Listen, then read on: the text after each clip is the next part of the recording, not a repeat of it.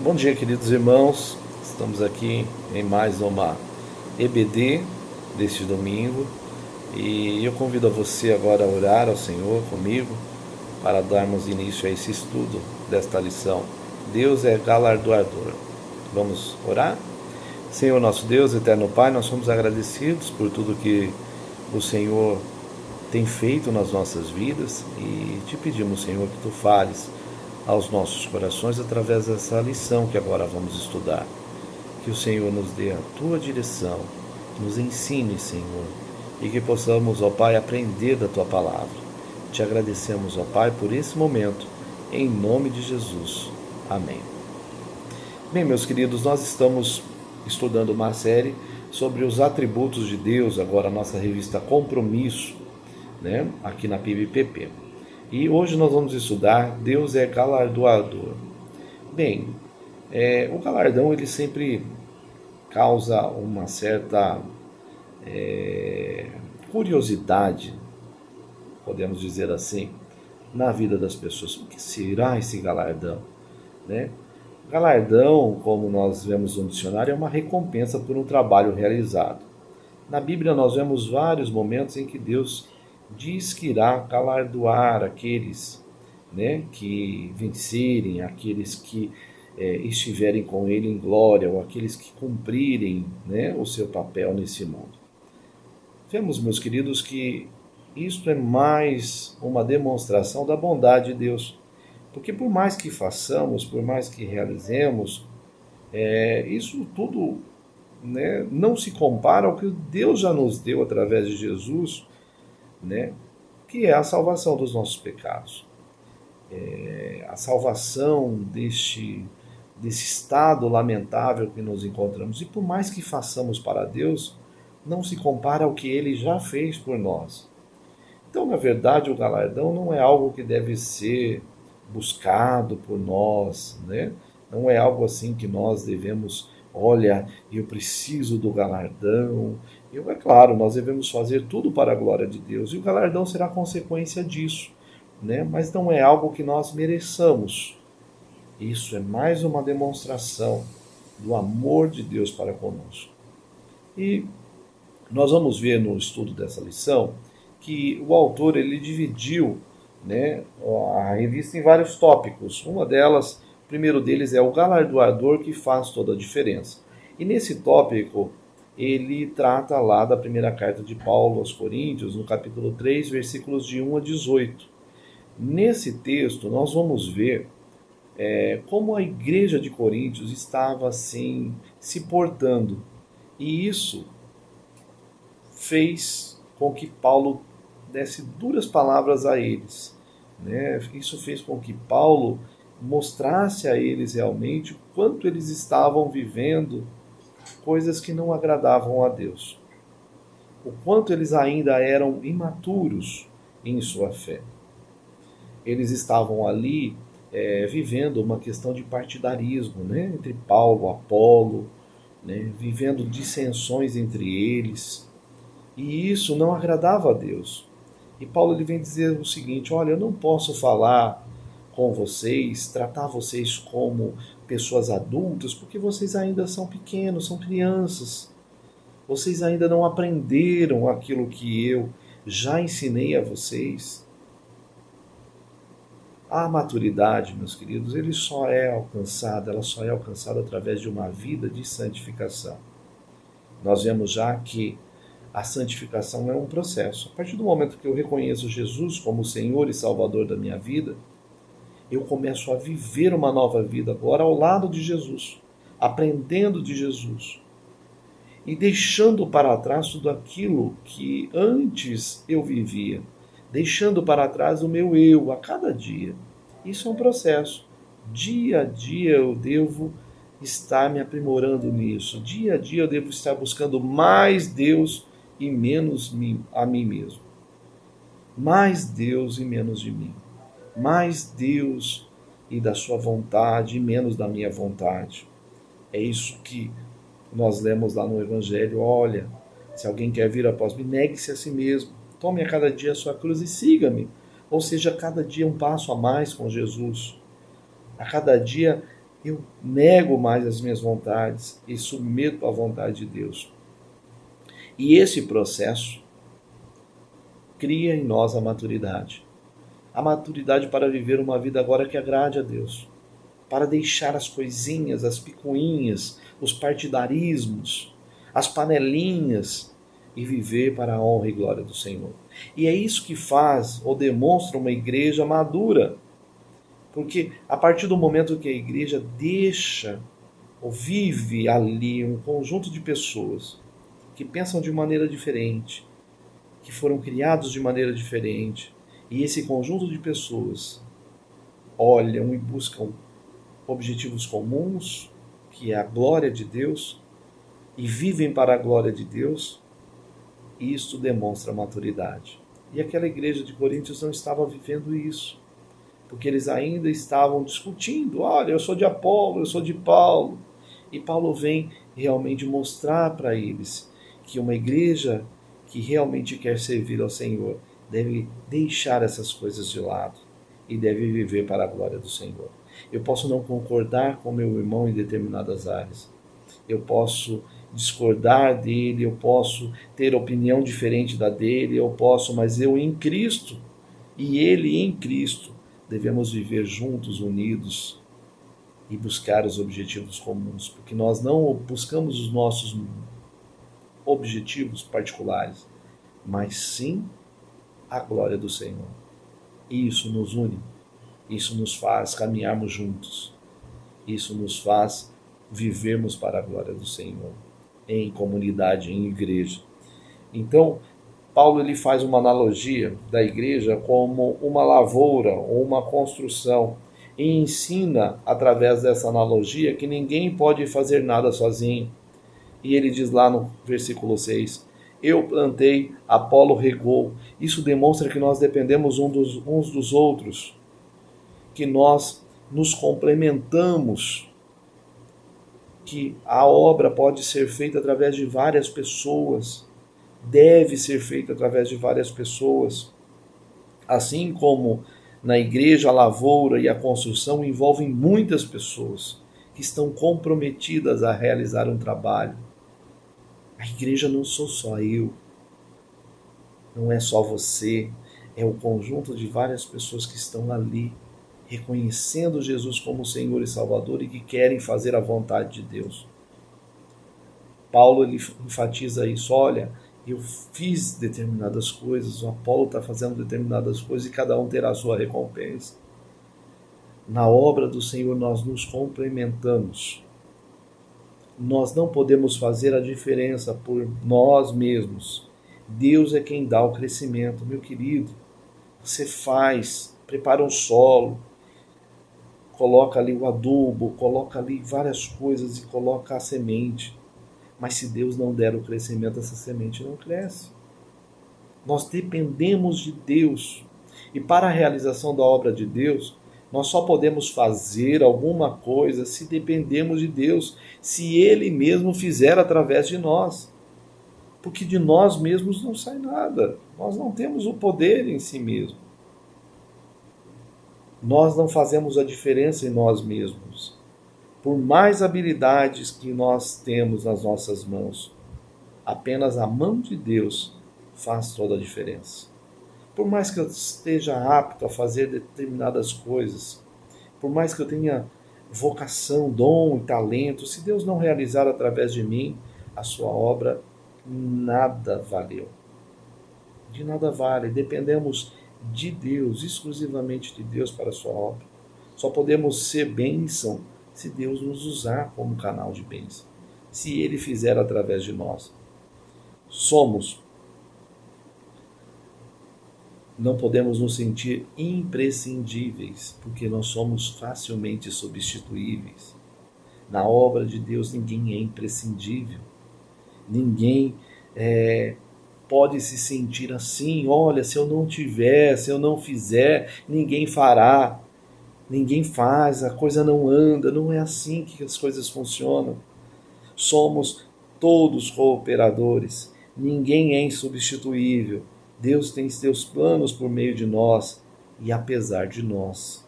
Primeiro Jó 42, 2. Deus faz apesar de nós. Deus realiza apesar de nós. Não é Deus que precisa de nós. Nós é que precisamos de Deus. E somos privilegiados quando Deus nos usa, apesar das nossas limitações e imperfeições, apesar da nossa pequenez, Deus nos usa para realizar algo para Ele, que o glorifique. O privilégio é todo nosso. Nós é que somos privilegiados. Só Deus pode criar do nada. Nós não temos esse poder. Ninguém pode lançar outro alicerce além do que já está posto, o qual é Jesus Cristo. O alicerce é Jesus Cristo e esse alicerce já foi posto. Nós não podemos criar, não temos o dom da criação. Deus cria do nada. O que se tem hoje é fruto de alguém de ontem. Se eu fui atingido pelo Evangelho, foi porque alguém lá atrás pregou o Evangelho, as pessoas que me evangelizaram. E assim, Deus foi usando pessoas, circunstâncias para chamar um povo, para dar oportunidade a você e a mim de o reconhecer como Senhor e Salvador das nossas vidas. Só Deus é que pode criar. E esse alicerce é Cristo. Não podemos colocar nada e ninguém no lugar de Cristo. Nem eu mesmo. Quando eu me coloco como alicerce, quando eu coloco outra pessoa, outra coisa como alicerce, essa obra vai cair. Essa construção vai estar fadada ao fracasso. Porque só há um alicerce que é Cristo.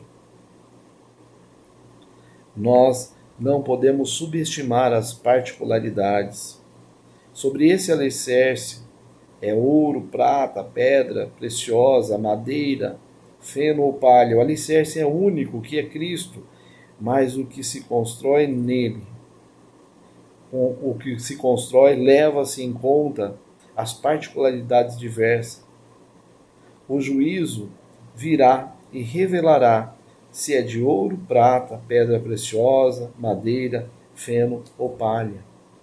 Não podemos também pular etapas. A obra de cada um se manifestará para aquele dia e será demonstrada. Não podemos ignorar que as etapas entre a semente, o fruto, o tijolo e a construção existe o fator tempo. Não podemos ignorar isso. Existe um tempo determinado para cada coisa e não podemos pular as etapas. Cada coisa em seu tempo. Ter resultados antes de investir. Se a obra que alguém construiu permanecer, este receberá recompensa. Apenas por esforço obteremos resultados. Mas implica suor, lágrimas e sangue. A Bíblia diz que Deus é galardoador e Ele mesmo honrará seu povo naquele dia. Tudo o que fizermos, devemos nos dedicar a isso. E isso, muitas vezes, exige de nós um esforço maior. Exige de nós lágrimas, exige de nós sacrifícios, exige de nós coisas que nós precisamos empreender. Nada se constrói sem um investimento. Nada se constrói sem você dar, oferecer. E é necessário que realmente empreendemos os nossos esforços para obter os resultados que Deus quer nos conferir. A fé como parâmetro para o galardoador. A fé não é um sentimento religioso ou uma força interior, como pensam o esoterismo, mas a capacidade de crer além das circunstâncias. A fé fundamenta a nossa relação com Deus, e por ela que somos salvos, que cremos que tudo veio à existência pela simples ordem de Deus. Pela fé, homens e mulheres da Bíblia experimentaram milagres e momentos extraordinários com o Senhor. Por ser a base de nosso relacionamento com Ele, ela é mais do que um sentimento religioso. A fé, evidenciada no dia a dia, é evidenciada no dia a dia à medida que temos a oportunidade de andar nele. A fé existe para agradá-lo. Observe o texto, que ele mesmo recompensa os que o buscam. Notem que diz aquele que o buscam, não aqueles que buscam recompensa. Como eu disse, meus queridos irmãos, nós não devemos basear a nossa relação com Deus na busca da recompensa. Nós devemos o buscar. Reconhecer que precisamos dele. Reconhecer que sem ele nada somos. Reconhecer que ele é quem cuida de nós. E a fé, ela é a base, ela é o parâmetro para o galardoador. Nós devemos saber que, apesar das circunstâncias, Deus está no controle de todas as coisas. Que o que determina o meu relacionamento com Deus não é as circunstâncias da vida. Posso estar vivendo um momento difícil, mas eu sei quem cuida de mim. Posso não entender muitas coisas sobre o meu futuro, posso não saber muitas coisas a respeito do que me sobrevirá, posso não saber muitas coisas a respeito de como Deus me alcançou, mas devo saber que Ele é o meu Salvador, que Ele cuida de mim, que Ele já preparou todas as coisas. E que o desfecho final já está garantido, porque Ele me prometeu que um dia eu estaria com Ele na eternidade. Isso faz toda a diferença. Não importa o que Deus irá me dar, o que importa é que eu preciso viver uma vida para agradá-lo. Uma vida na dependência de Deus. Eu preciso confiar apesar das circunstâncias. E a fé é isto. É confiar apesar das situações. Independentemente das situações. É crer. E não é simplesmente saber que vai acontecer. É ter a certeza. Deus está direcionando todas as coisas. Deus cuida de mim apesar de qualquer circunstância. Apesar das circunstâncias que eu tenho vivido. Deus está no controle de tudo. Isso faz toda a diferença nas nossas vidas. E a fé é que dá base para a nossa vida cristã. Sem fé é impossível agradar a Deus. A fé é o parâmetro para galardoar. Deus galardoará seu povo. A Bíblia está repleta de passagens que diz que Deus irá dar a recompensa à sua igreja. E isso, meus queridos, está escrito justamente para dar forças a nós, como igreja, a vivermos esses dias tão difíceis em que temos a enfrentar. Olhar para a bondade desse Deus, que apesar das nossas limitações, apesar das nossas imperfeições, cuidará de nós. Olhar para esse Deus que nos dá muito além do que nós precisamos ou merecemos. Deus cuidará do seu povo. E a Bíblia nos diz que nem olhos viram, nem ouvidos ouviram, nem jamais penetrou no coração do homem o que Deus tem preparado para aqueles que o servem.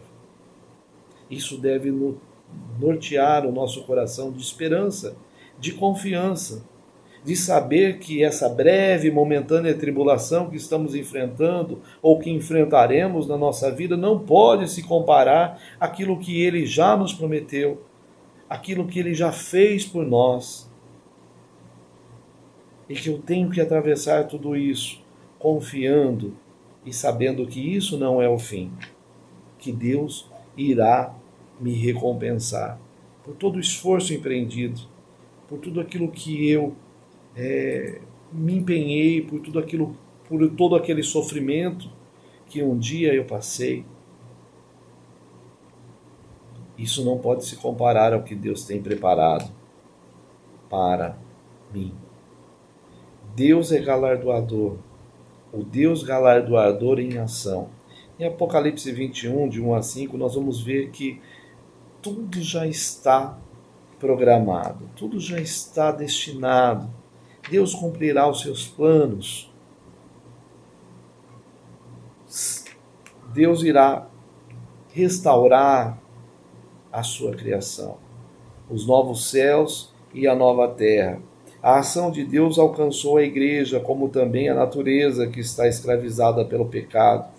Teremos um universo completamente restaurado. O que Deus nos preparou, meus queridos, não pode se comparar a este mundo. Nós nos apegamos tanto a esse mundo, com todas as suas limitações, as suas falhas, a sua contaminação pelo pecado, e entendemos que isso é bom. Imagine uma nova terra, um novo céus, em que não há mais a influência do pecado, em que Deus governará. Como isso será? Como isso será tão grandioso, que foge à nossa limitação humana? Por mais que pensemos a respeito, não conseguimos, ainda assim, compreender tamanha bondade de Deus. O quão bom isso será para nós. Deus nos trará uma nova Jerusalém, a nova cidade que foi feita não pelos homens, mas por Ele mesmo. Uma nova relação com a noiva. Agora a igreja não mais viverá neste mundo tão difícil, mas sim com o Senhor, com o domínio do Senhor. Viverá para o Senhor. Uma nova relação com os homens. Deus fará o seu tabernáculo com o homem. Agora mora em definitivo. Deus agora mora definitivo com eles. Eles serão o seu povo, portanto a glória de Deus morará com os homens. Imagine a presença de Deus constantemente conosco. Imagine Deus morando conosco, estando conosco. Nova experiência de vida. Esses novos tempos a serem vividos estabelecem um novo paradigma de relacionamento com Deus e de vida a ser vivido. Desaparecerão as lágrimas, a dor, o pranto e a morte. A Bíblia nos diz que Ele mesmo enxugará dos nossos olhos toda lágrima. Um lugar onde não haverá mais pranto, não haverá mais dor, não haverá mais morte. Esta separação tão terrível que nós temos que vivenciar aqui neste mundo. Lá não haverá nada mais disso. Novas serão todas as coisas. Ele podia destruir tudo e fazer do zero todas as coisas, mas decidiu regenerá-las, porque dele, por ele e para ele são todas as coisas. Glória, pois, a ele eternamente. Amém. O Deus soberano decidiu galardoar. O Senhor está no seu trono. Essa imagem da soberania e do governo de Deus fala de uma nova ordem estabelecida. O universo tem uma nova sede de governo. Ele é entre os homens. Entre eles não haverá nada maldito. Não haverá nada que impeça, manche ou dificulte a vida dos salvos. Na cidade celestial, todo cristão verá seu rosto. Vai cumprir-se a promessa de Mateus 5,8. Os puros de coração verão a Deus. A vinda de Cristo é evidente. Trará com ele sua recompensa. Pagará a cada pessoa segundo as suas obras. Nesse dia, chamará cada homem para recompensá-lo segundo o trabalho que tiver feito. Apenas um Deus todo-poderoso pode deliberadamente ser tão generoso com os homens. A expressão o alfa e o ômega, o primeiro e o último, o princípio e o fim, nos enche de garantias para dar a ideia de totalidade. Jesus Cristo é tudo e tem tudo em si, que não necessita de outra fonte que o complete.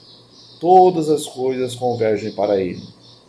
Eternidade, sendo o primeiro e o último, inclui todo o tempo. Todavia, isso não limita a sua história. Eterno não é apenas o que não tem fim, mas também o que não teve início. Autoridade, apesar de ser total e eterno, tem toda a autoridade para estabelecer uma nova ordem em todo o universo. Todo o poder é um atributo exclusivo de Deus que nos ama. Final feliz. Está claramente entendido, porque somos mais que vencedores. A recompensa estabelecida aos salvos, e ninguém tem poder para mudar isso. Deus nos salvou, não apenas para irmos para o céu, mas também nesse lugar maravilhoso seremos imaginavelmente recompensados pelo Deus galardoador. 1 Coríntios 2:9. Meu querido e minha querida, você que está me ouvindo nesta manhã, Deus, Ele nos ama. E apesar das nossas limitações e imperfeições, Ele já cuidou de todas as coisas. Por isso, nós devemos encher a nossa vida de esperança, confiar nesse poder tão grandioso, nesse amor tão grandioso de um Deus que quer nos galardoar, quer nos recompensar, apesar de não merecermos nada. É desse Deus que cuida dos detalhes que nós falamos. Deus cuida de cada detalhe. Deus cuida de mim e cuida de você. Por isso devemos viver uma vida de fé e de confiança e esperança no Senhor, sabendo que Ele tem cuidado de cada um de nós.